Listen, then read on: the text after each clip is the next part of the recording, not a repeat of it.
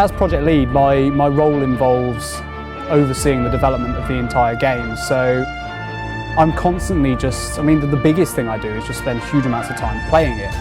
Just kind of looking at where we are with the game, saying, well, this area of it, I think we need to change the way this works a bit to make it work better with this thing over here.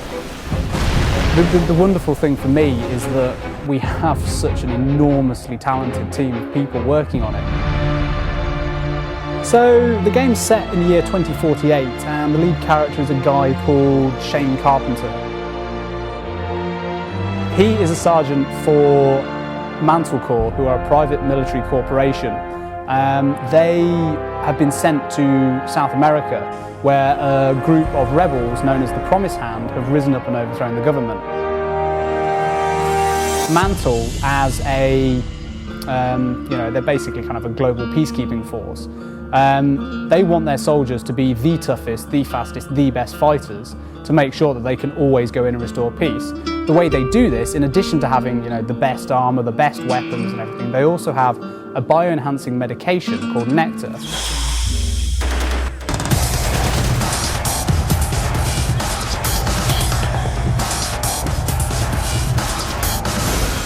Now, Nectar makes Mantle soldiers faster, stronger, more powerful, and it really enables them to, kind of go into these sorts of conflicts and put down uprisings as fast as possible.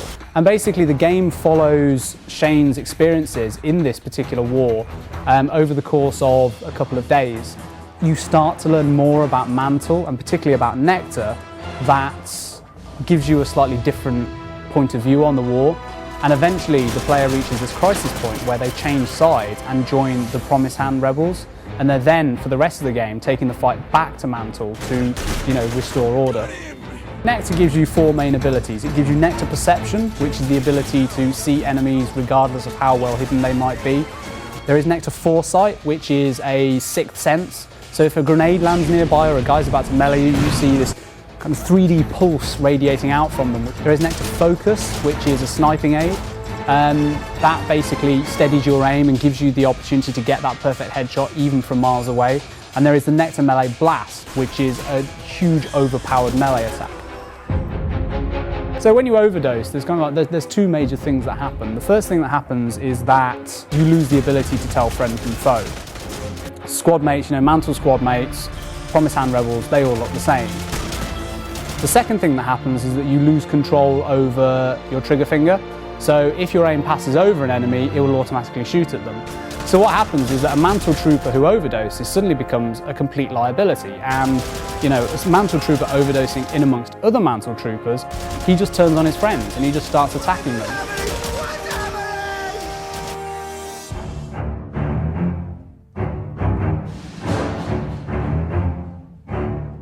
Well, the rebels have got quite a wide range of skills. They've got the ability to do things like weapon stealing.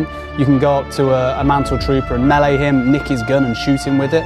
There are things like, you can lay traps, you can convert a grenade to put it down on the floor, hide it so that when a Mantle trooper runs over it, it'll explode. You can also use Nectar against the troopers, as I said, to overdose them in a number of different ways. You can create Nectar grenades, which is by, you can take a pack off the back of a Mantle trooper, strap it to a grenade. When you throw it, you get this cloud of Nectar gas.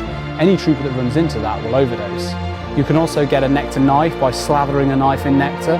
When you throw that at a Mantle trooper or attack him with it, that'll overdose him. And the final way you can overdose them is you can go up to the back of them, the Nectar pack again, you can smash it with a melee attack, or you can snipe it with a weapon, and that will cause them to overdose as well.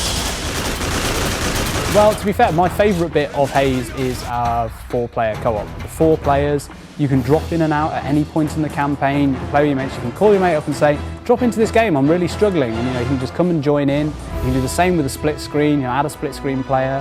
It's so flexible, and I'm always finding new exciting things to do with the cooperative play in the game.